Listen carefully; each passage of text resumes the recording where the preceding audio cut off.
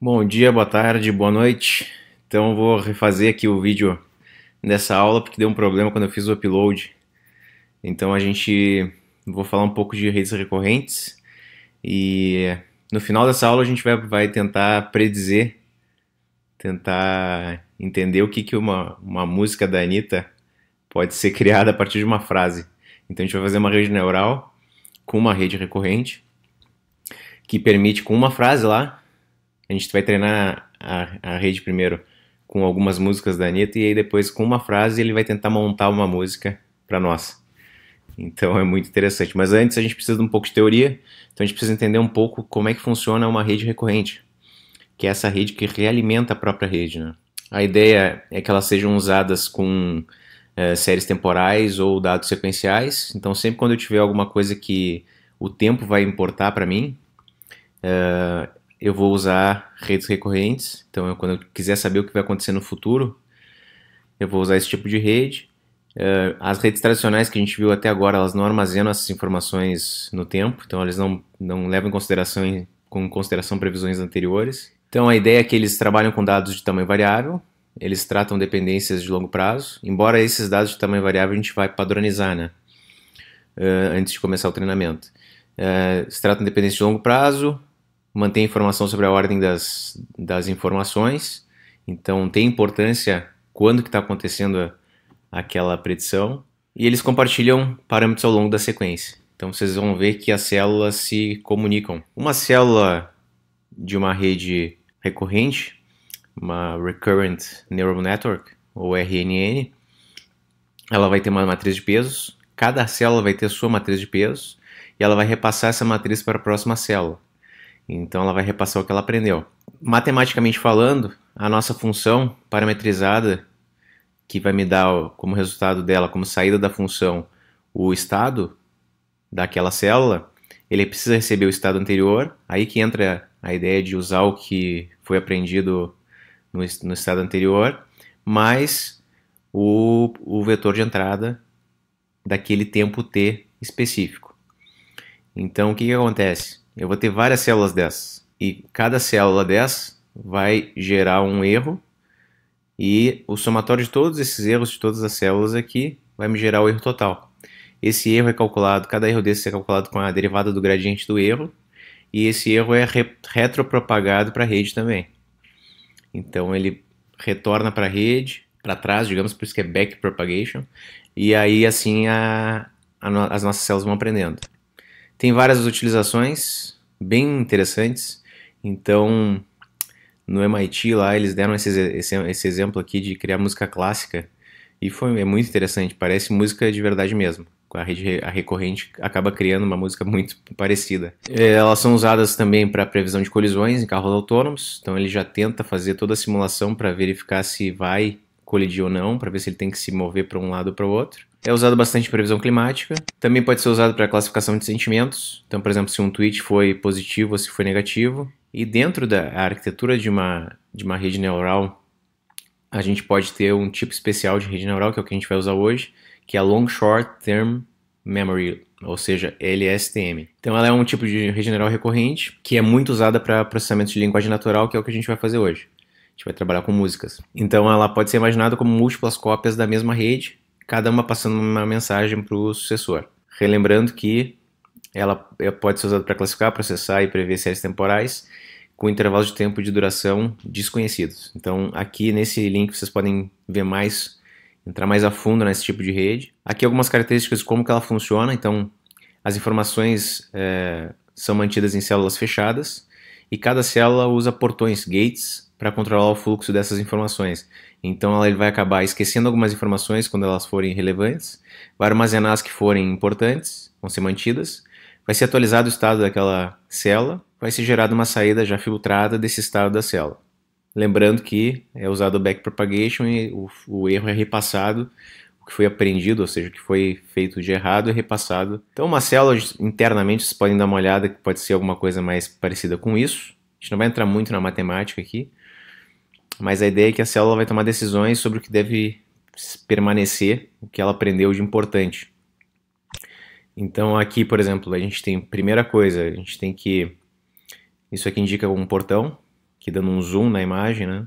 Isso indica um portão que vai ser implementado analogicamente pela multiplicação de elementos por sigmoides, então ele vai tender a 0 ou a 1. A gente tem aqueles 4 passos que ele tem que fazer, então indo um por vez aqui, a gente tem primeiro, ele vai esquecer o que não for interessante, informações irrelevantes do estado prévio, ele vai armazenar o que for importante, lembrando que a gente usou aqui a função de ativação tangente hiperbólica, então ele vai guardar essa nova informação importante no estado da célula, vai atualizar o que for interessante e esquecer o que não for, vai gerar uma saída que vai controlar o que informações que devem ser passadas para o próximo passo. E o erro, como eu falei antes, ele é retropropagado para a célula anterior. Então aqui a gente tem algumas... eu coloquei aqui algumas arquiteturas que vocês podem testar. Então vocês podem pegar o código naquele link lá do GitHub e testar essas várias arquiteturas, ver que diferença faz entre uma e outra. Aqui a gente tem uma camada primeiro de embedding para receber as informações em vetores de 64 e aí aqui o tamanho do nosso vocabulário. Então aqui vai ser a camada de entrada, depois a gente tem uma camada bidirecional, LSTM, de 64. Como ela é bidirecional, na prática a gente vai ter 128 neurônios. Se vocês quiserem que as informações sejam passadas para a próxima camada bidirecional, ou seja, a gente tiver duas, aí vocês têm que passar esse parâmetro aqui, return sequences igual a true. Eu posso também ter uma camada achatada, uma flatten, vocês podem testar.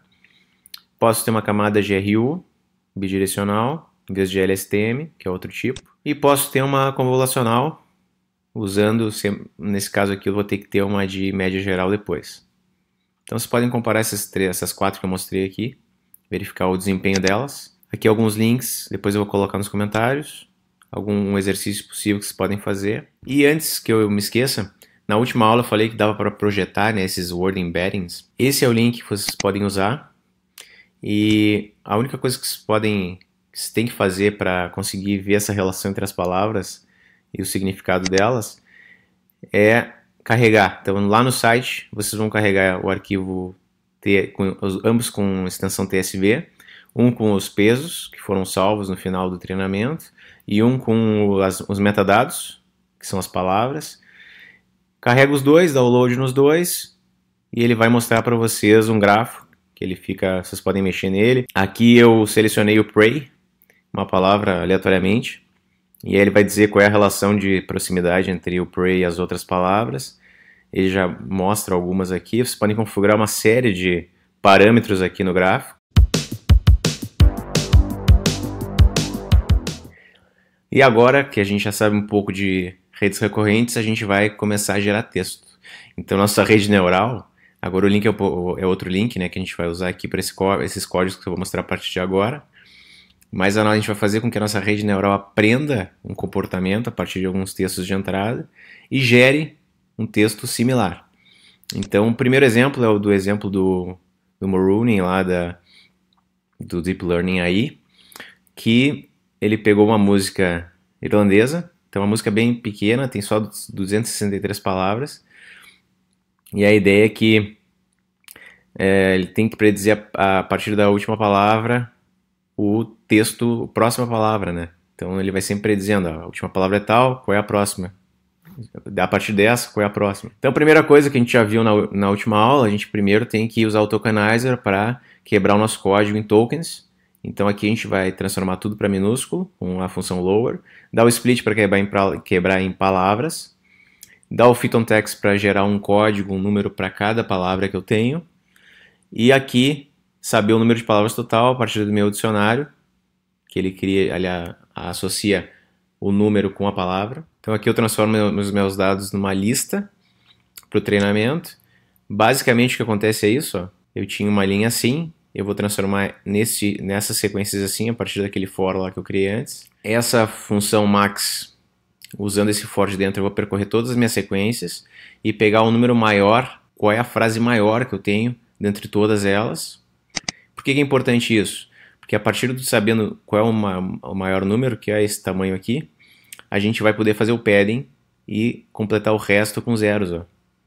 Então a gente vai ter padronizado todas as nossas sequências de entrada. A gente vai pegar o o último número da lista, de cada lista como rótulo, como label, e o resto como entrada. Então essa vai ser o meu X em verde, e esse aqui vai ser o meu Y em vermelho. É isso que a gente está fazendo aqui.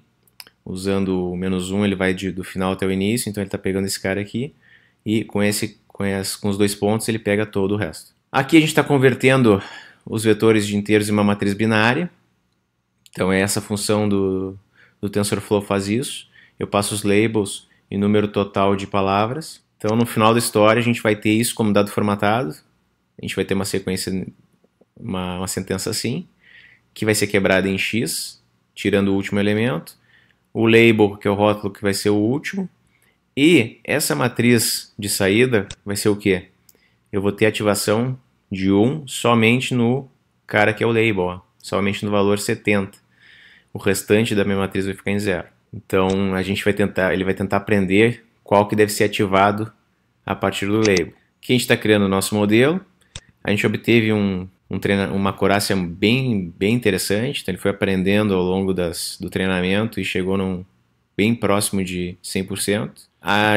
Primeira camada que a gente tem é uma de embedding, que é para aprender o significado das palavras, né? Essa camada de entrada vai receber o número total de palavras, que vão ser representadas em vetores de 64, cada um, número máximo que uma sentença tem, eu tenho que passar também como para esse parâmetro aqui, input length. A próxima camada é uma LSTM de 20, porque nossa base de dados é pequena, então eu coloquei 20 neurônios só. Se eu não colocasse esse cara aqui, eu não conseguiria fazer todo esse processamento de rede recorrente. Então aqui o que acontece? A gente precisa codificar o texto de entrada. Essa é a frase que a gente vai usar para começar a nossa predição.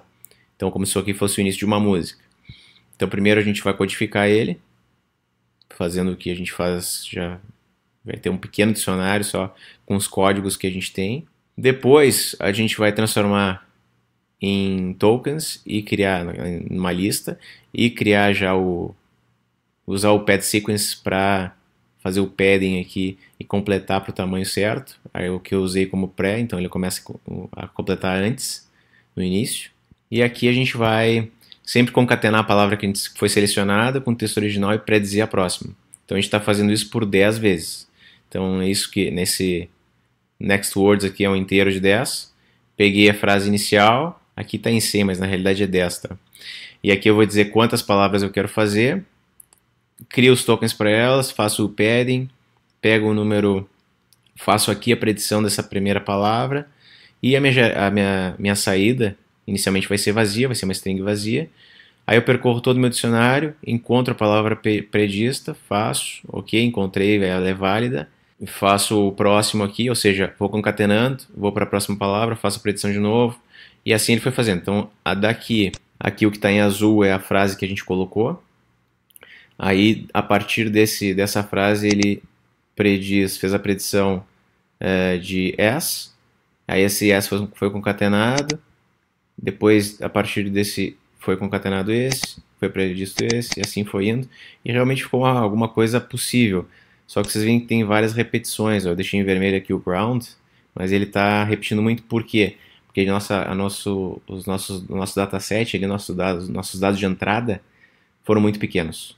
Então, esse é um grande problema, né? Se a gente aumentar bastante, por exemplo, de 10 para 100, vai ficar alguma coisa bem estranha. Ele começa a repetir as mesmas palavras. Então, o que acontece é que se vocês usarem uma base maior, se pegarem esse arquivo aqui, dá para baixar esse arquivo, que é uma base bem maior, fizerem o teste, a única coisa que a gente tem que fazer aqui é abrir o arquivo para leitura, dar o split, fazer o que a gente já fazia antes, fazer o padding, achar maior sentença. Aqui a única coisa que a gente vai mudar é o tamanho de entrada, que a gente tem mais entradas aqui, e criar uma bidirecional LSTM com bem mais neurônios. E usar uma taxa de aprendizado de 0.01 com o nosso otimizador Adam.